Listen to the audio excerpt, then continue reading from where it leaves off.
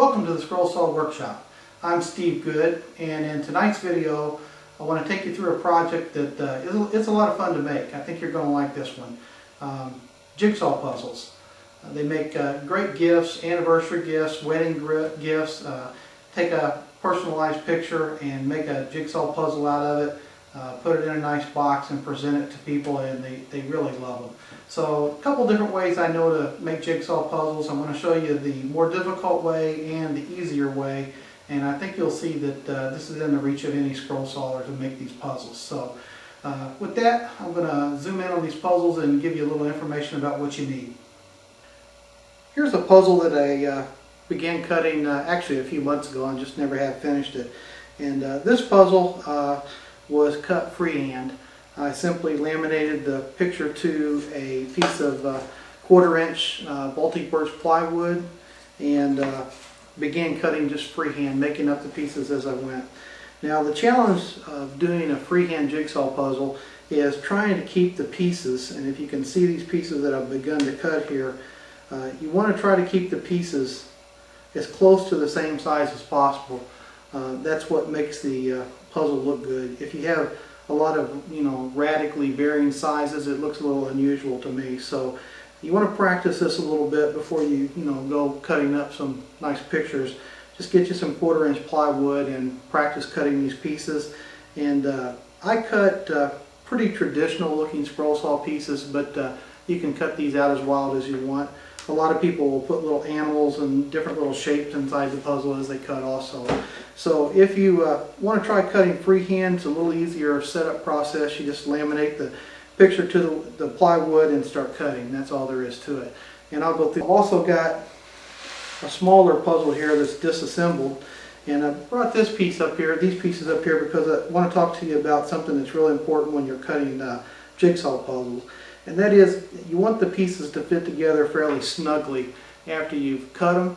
And the way to do that is to remove as little wood as possible while you're cutting. And to accomplish that, you have to use a very, very fine scroll saw blade. Now, you can go to Mike's Wood Workshop at www.mikesworkshop.com, and he sells the Flying Dutchman brand of scroll saw blades. And he has a blade on there that's specifically for jigsaw puzzles or puzzles, and you might want to give that blade a try. They work real well. What I'm going to use here tonight are actually jeweler's blades. I also bought these from Mike. Don't know if he still sells them, but these have worked pretty well for me. And they are an extremely fine blade. And the finer the blade you use, the less wood you're going to take out, and the better your pieces are going to fit together. So you want to look for a very fine blade. Even a number 2 blade, which I think is like 8/1000ths of an inch thick in most cases, will work, but the finer the better. A little quicker, and that is to use a pattern. Now this puzzle pattern will be on the website at www.scrollsawworkshop.blogspot.com, and you can go download that. This particular pattern is 7 inches by 7 inches, and you're going to need, to make this work, 2 pieces of plywood. You're going to have a piece, in this case I've got a 3/8" piece of Baltic birch ply that I'm actually going to laminate the picture to, and I've got a scrap piece of 1/8" ply. And what I'm going to do to make this easier is I'm going to apply the picture to this 3/8" piece. I'm going to apply the puzzle pattern to the 1/8" piece. I'm going to sandwich this all together, wrap it in tape, and then I'll cut the pattern out, and then we can remove, when we remove the scrap from the top, you'll have the puzzle together in the bottom.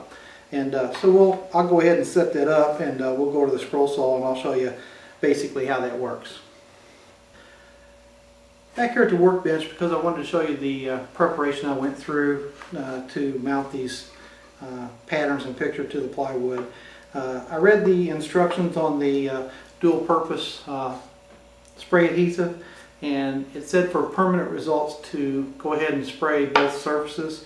So I gave the back of the picture a fairly liberal coating, and same with the surface of the plywood. I carefully applied the picture to the plywood, flipped it over, and applied a little pressure for a few minutes, and I think that's going to be a fairly permanent bond. Looks pretty good to me. There's no bubbles. Everything looks good. Now, one thing I did do is, this is a purchased piece of artwork that I bought for $1 at a dollar store, and I cut it down to the size, of this project. And one thing about this is the sheet of paper is a high gloss cover stock or card stock, whatever you want to call it. And so it's a fairly thick piece of paper. If you're going to print this picture out yourself from your computer printer, you want to make sure you use a fairly good quality photo paper. Helps cut down on the jaggies when you cut it. Then I also went ahead on the 1/8 inch sheet of plywood and I applied our puzzle pattern. And again, we'll be sandwiching this puzzle pattern on top of the picture, and when I get that done, I'll show you the results of that. Here's the next step in the process. I've taken this plywood that I've laminated together with tape, and what I did is I took my clear box tape and I ran pieces all the way around in this direction and all the way around in this direction to make sure we had it sealed together really good. So we've got the pattern on top, and we're ready to take this over to the scroll saw and cut a few pieces out. Before we move on to actually cutting the puzzle tonight, I want to show you the final result that would make a real nice gift for somebody that enjoys jigsaw puzzles. I went ahead and built this decorative little box, just a scroll saw box like we built many times here on the Scroll Saw Workshop. And what I did is I cut just a blank puzzle piece out of a piece of nice exotic hardwood and then filled the box with the puzzle pieces. And this makes a great presentation, especially if you've done a personalized puzzle, say the picture some wedding photos or something like that as a puzzle. So what we'll probably do is, after we get this puzzle finished and get it up on the website, we'll work on making a box that you can put your puzzle in. Getting ready to thread this scroll saw blade, the jeweler's blade, into my scroll saw. And these blades are so fine, basically the width of a hair or smaller, that you don't want to apply as much tension with your scroll saw as you do on your normal blades. So as you're installing these, be real careful. Also, it's easy to get these blades installed upside down. You do want to run your finger across the blade and make sure you get the teeth pattern pointed down before you install it. So be careful with your installation. It's also easy as you're putting it in the vise right here to tighten this too much and get a bend in it.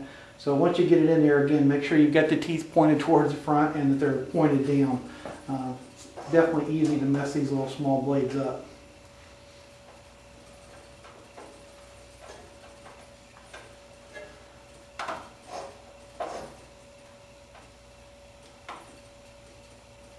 So don't over tighten them and don't over tension them. You'll definitely break them. Go ahead and make a couple of cuts now on this jigsaw puzzle, and I'm going to turn the speed down on my saw a little bit. Don't want to stress these blades any more than we have to. And I'm going to take my time. I'm going to let the blade do the work. If you force these blades, you're going to break more than you want to.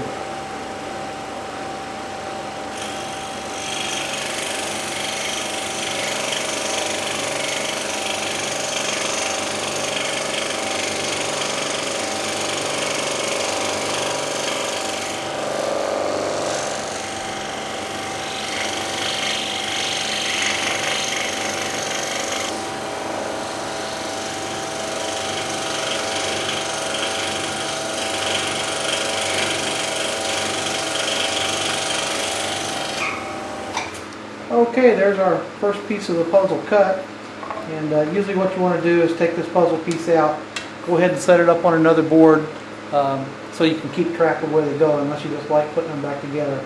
And as you can see now, what's going to happen is when we take the top of the pattern off that's applied to the 1/8 inch sheet of plywood, we're going to have our picture underneath it. So go ahead and rebuild your puzzle as you're going, and it won't take you too long. You can see that I was cutting really slow there. Don't use these blades real often. It takes a little while to get a feel for them. So once you get a feel for them, you'll be able to figure out how fast you can cut, how much speed you can put into your scroll saw. So I'm not going to bore you with cutting out the rest of this puzzle. That's pretty much what I wanted to show you as far as how to get this puzzle done. And I'll put this pattern up on the website. Try to build a few of these. You'll really like them. They make absolutely great gifts. Give them as wedding presents or anniversary presents. Couldn't ask for anything better.